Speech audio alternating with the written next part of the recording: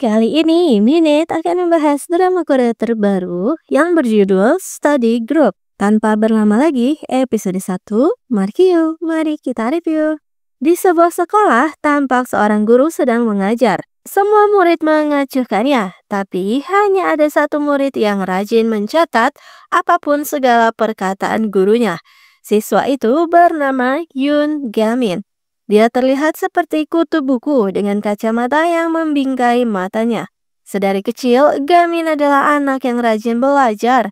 Tapi entah mengapa, meski sudah ikut les ke sana kemari, tapi usaha selalu mengkhianati hasilnya. Meski sudah berusaha maksimal, tapi ia selalu saja menjadi ranking terakhir di antara murid satu sekolah. Kini impian Gamin hanya satu, yaitu bisa masuk universitas. Berbekal informasi yang didengar setengah-setengah dan korban sepal-sepil, katanya masuk sekolah menengah teknik Kyusung akan mengantarkannya masuk ke universitas. Gamin pun kini sudah sumringah. Tapi ternyata pilihannya salah lagi karena sekolah ini adalah gudangnya anak-anak bandel. Namun saat ujian, lagi-lagi meski isinya anak berandalan semua, tapi ternyata ia tetaplah menjadi ranking terakhir di sekolah Yusong itu. Dan untuk mewujudkan impiannya masuk universitas, Yoon Gamin akhirnya mendapatkan satu ide terakhir, yaitu belajar kelompok. Tapi kira-kira siapa yang mau belajar kelompok dengannya? Teman sekelas semuanya menyeramkan. Gamin pun menyipitkan matanya ke setiap murid. Dan ada satu murid yang kelihatannya mau belajar. Tapi baru saja mendekati, si murid itu malah disuruh adu banteng dengan siswa lainnya. Kini guru baru datang, wanita cantik bernama Lee Han-kyung. Ternyata ia adalah guru lesnya Gamin dulu. Baru saja Bu Guru masuk, tapi dasar anak berandalan. Ada satu siswa, sepertinya dia bos di kelas itu, malah berbuat onar, bahkan gelut di dalam kelas. Lee Han-kyung pun shock terapi di hari pertamanya mengajar. Untuk itu Gamin meminta mantan guru lesnya itu untuk angkat kaki saja, karena sekolah ini benar-benar berisi berandalan KB. Lee Han-kyung benar-benar tak habis pikir. Karena melihat drum sampah yang isinya puntung rokok yang begitu banyak, ia pun mencoba untuk mengadu ke wakil Kepsek, tapi percuma saja karena para guru sekolah sudah terbiasa dengan pemandangan murid-murid yang merokok di sekolah. Dan kini Gamin meneruskan rencananya, sengaja selalu mengekori si murid incarannya kemanapun ia pergi. Gamin selalu ngebatin, sengaja suara dibesarkan agar si siswa itu mendengar dan membahas tentang soal-soal yang tak ia mengerti. Dan karena selalu diekori kemana-mana, siswa itu pun jadi mumet, merasa risih. Akhirnya ia pun mencoba untuk mengajari soal yang tak dimengerti oleh Gamin. Soal itu sebenarnya sangat mudah, tapi Gamin itu ternyata betul-betul bodoh. Ia hanya rajin mencatat saja, padahal sudah dijelaskan dengan cara mudah. Tapi Gamin seolah memiliki logikanya sendiri. Tapi ternyata Gamin memiliki satu kelebihan. Dia adalah orang yang begitu sangat teliti dan mengetahui hal-hal kecil. Jadi dia tahu teman sekelasnya itu sebetulnya sering belajar. Temannya itu bernama Kim Se-hyun. Kim Se-hyun lalu bercerita jika tak ada gunanya belajar karena di sekolah ini ada penguasa yang menciptakan sebuah aplikasi peringkat kekuatan. Siswa itu bernama Pi Han-ul, anak dari Pi Han-baek. Pi Han-ul menguasai seluruh isi sekolah dan anak-anak lainnya pun jadi terobsesi dengan peringkat itu. Pi Han-ul tentu berada di peringkat 1, bahkan diberikan penghargaan sebagai siswa teladan oleh wakil Kepsek sendiri. Benar-benar sekolah yang luar biasa. Tak disangka jika Sejong ternyata adalah juara 2 dari seluruh sekolah versi belajar ya. Gamin ternyata melihat hal itu saat membantu membersihkan barangnya Seon. Tapi Seon langsung marah karena semua itu sungguh percuma. Dan kini Sehun sedang diringsak lagi oleh geng di kelasnya. Padahal Tepira, ia hanya tak sengaja bicara dengan nada keras karena Sehun mengira itu adalah Gamin. Jadilah kini Sehun babak belur dihajar. Lee Han Kyung pun tak sengaja melihat hal itu.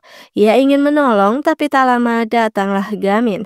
Katanya biar ia saja. Lalu seperti superhero, Gamin pun membuka ruangan itu dengan menyemprotkan apar dan segera mengevakuasi Sehun. Tapi bukannya senang diselamatkan, Sehun malah kesal karena nantinya justru ia akan lebih diringsak lagi oleh orang-orang kuat itu. Gamin pun langsung terdiam dan benar saja kan, si siswa kebuli itu datang lagi. Ia pun langsung meringsak Sehun kembali. Karena Sehun tak memberitahu siapa pria bertopeng itu, ia pun terus dihajar.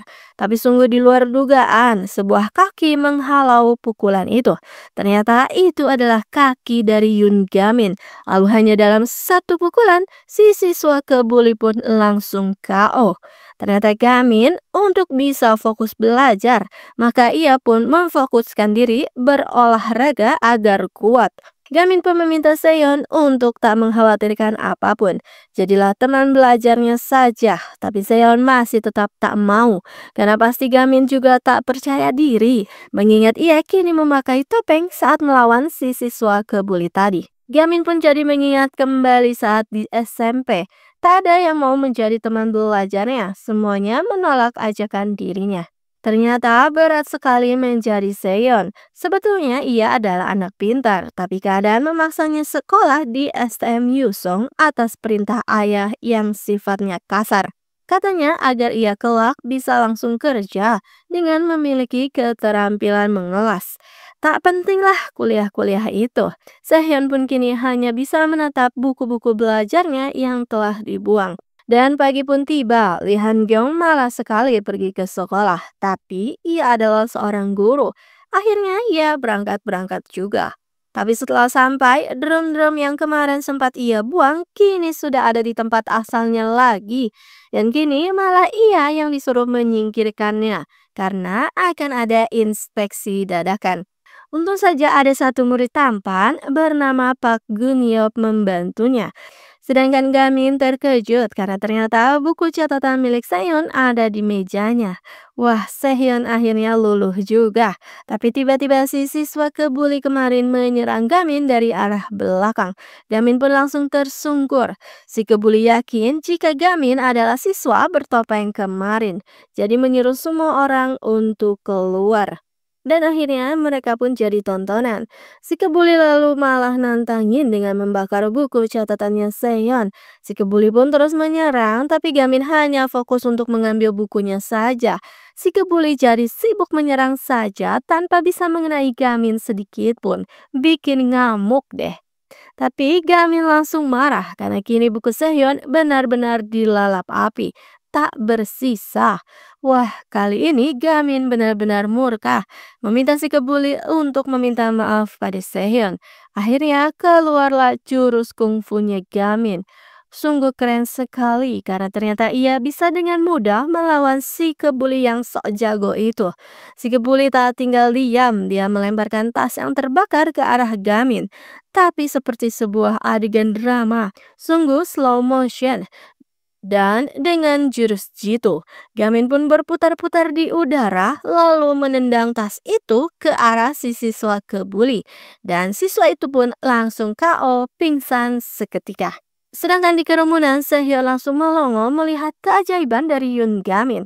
Sehun marah karena ia melihat tangannya Gamin melepuh karena adegan tadi.